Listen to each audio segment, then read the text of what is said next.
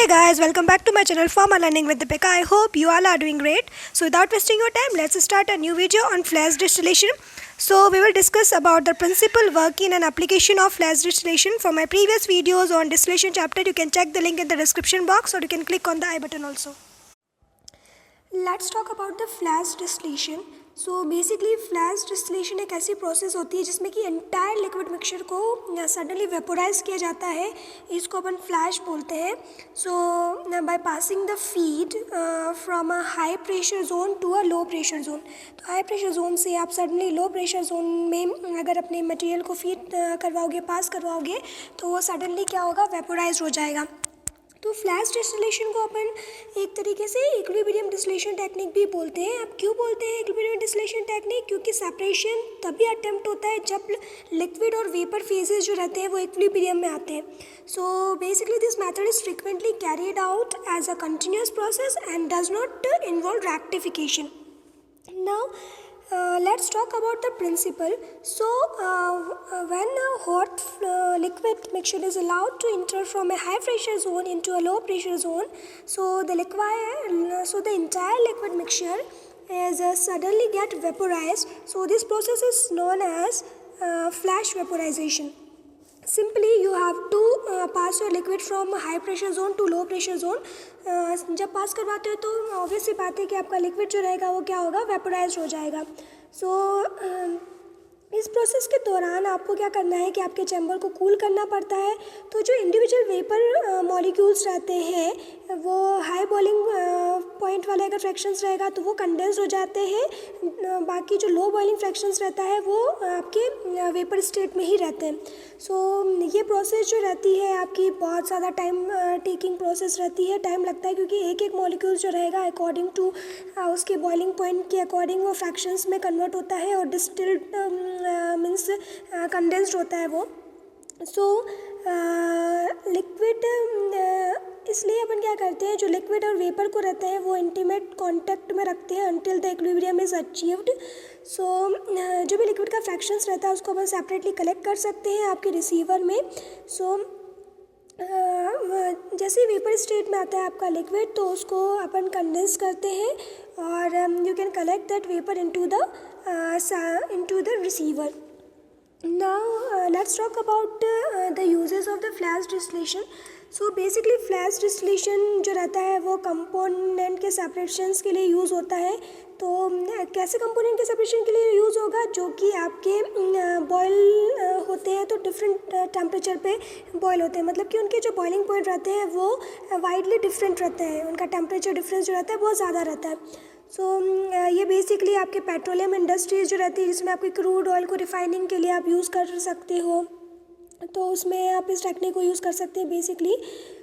ना अगर एडवांटेजेस की बात की जाए तो फ्लैश डिस्टिलेशन आपका एक कंटिन्यूस प्रोसेस है और बेसिकली ये आपका जितने भी मल्टी कंपोनेंट्स रहते हैं तो उनके सेपरेशन के लिए यूज़ होता है. और जैसे कि पेट्रोलियम इंडस्ट्री में ईथर का हो गया तो 60-80 जैसे उनके मल्टी कंपोनेंट्स रहते हैं तो उनका जो बॉइलिंग पॉइंट रहता है उसकी रेंजेस जो रहती है बहुत नैरो रहती है. तो ऐसी कंडीशन में you can separate that components with the help of flash distillation technique. अगर डिसएडवांटेजेस की बात की जाए तो ये कंपोनेंट बेसिकली जिसका भी वॉलेटिलिटी बहुत ही ज़्यादा ऐसे पास में रहती है तो उन कंपोनेंट को आप सेपरेट करने के लिए आप फ्लैश डिस्टिलेशन टेक्निक को यूज़ नहीं कर सकते. You can say that the flash distillation is not effective in separating the component of comparable volatility. तो जिनकी वॉलेटिलिटी कंपेरेबल होती है तो उस कंडीशन में you can not use that flash distillation technique. और it is not suitable for the two component system, it is suitable for the multi component system. और it is not an efficient distillation when nearly pure components are required. क्योंकि इसमें कभी कभी क्या होता है कि जो कंडेंस्ड वेपर रहती है उसमें एक तरीके से मिक्सिंग होने के चांसेस रहते हैं, तो प्योर स्टेट में you can not get your component. So ये डिसएडवांटेजेस होते हैं. और अगर इसके कंस्ट्रक्शन की बात की जाए तो basically you can see that in the construction कि it is consist of a pump. यहाँ यहाँ पर आप देख सकते हो कि इसमें क्या लगा होता है, एक पंप लगा होता है apparatus में, जो जिसमें कि आप फीड जो रहते हैं फीड प्रोवाइड करवाते हो, उस पंप के थ्रू पास करवाते हो। पंप क्या करेगा आपको कि जो भी फीड रहता है उसको इंट्रोड्यूस करता है इनटू द हीटिंग चैम्बर, जहाँ पर एक पर्टिकुलर हीटिंग मैकेनिज्म फॉलो होता है। सो और जो दूसरा एंड है पाइप का, वो आपका डायरेक्टली जो वेपर लिक्विड सेपरेटर रहता है उससे कनेक्टेड रहता है। As you can see that the vapour liquid separator जो है, तो डायरेक्टली आप जब फीड प्रोवाइड करो तो पंप की हेल्प से फीड आपका इस चैम्बर में जाएगा जहाँ पर कि हीटिंग मीडियम प्रोवाइडेड है। फिर बाद में ये जो चैम्बर रहता है ये किससे कनेक्टेड रहता है, आपका वेपर सेपरेटर के साथ में कनेक्टेड रहता है through a reducing wall. As you can see that it is a pressure reducing wall is already connected with that vapor separator chamber. So जो वेपर आउटलेट रहता है वो भी प्रोवाइडेड है, आप टॉप में देख सकते हो दैट वेपर आउटलेट प्रोवाइडेड है। और बॉटम में you can collect your liquid, जो भी सेपरेट हुआ लिक्विड रहता है उसको you can collect it from the downward. So अब इसके अगर वर्किंग की बात करते हो तो बेसिकली देखा जाता है कि फीड को आप पंप के थ्रू इंट्रोड्यूस करोगे। पंप के through you can introduce your feed through a certain pressure. So जो लिक्विड रहता है वो कैसा होता है, जब लिक्विड वेपर फेज में सेपरेट होता है तो उससे पहले वो क्या करेगा, हीट होना स्टार्ट हो जाता है और फिर प्रेशर रिड्यूसिंग वॉल के through you can pass that heated liquid. So जैसे यहाँ पर आपका हाई प्रेशर बनता है, पंप के थ्रू आप पास करवाओ तो ऑब्वियस सी बात है कि यहाँ पर क्या क्रिएट होगा, आपका हाई प्रेशर क्रिएट होगा due to the sudden drop in the pressure. जो हॉट लिक्विड रहेगा, liquid is flashes, so further enhance the vaporisation process को ये इन्हांस कर देता है।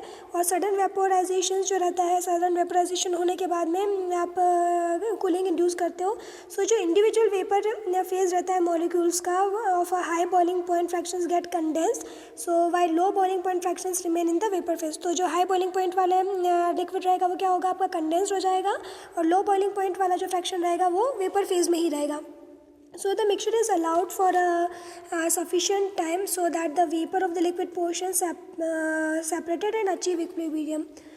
तो बेसिकली आपको क्या करना है कि सफिशिएंट टाइम उनको देना है ताकि कि वेपर जो रहे वो लिक्विड पोर्शन में कन्वर्ट हो सके, और वेपर को आप सेपरेट कर सकते हो through the pipe from above and the liquid is collected from the bottom of the separator.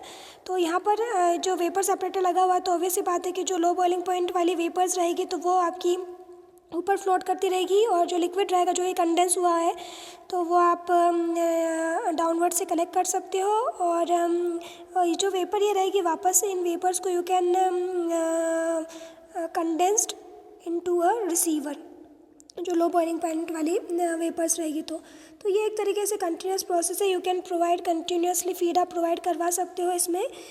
तो एक तरीके से ये कंटिन्यूस प्रोसेस रहती है, तो कंटिन्यूसली इस ऑपरेशन को आप अचीव कर सकते हो। और जितना अमाउंट ऑफ फीड, मतलब जिस तरीके से प्रोसेस आपको प्रोवाइड करनी है तो उस तरीके से आप फीड को एडजस्ट कर सकते हो कि कितने अमाउंट ऑफ फीड आपको प्रोवाइड करवानी है। और therefore you can achieve the vapor and liquid concentration at any point remain constant in that unit. So constantly you can achieve your condensate liquid.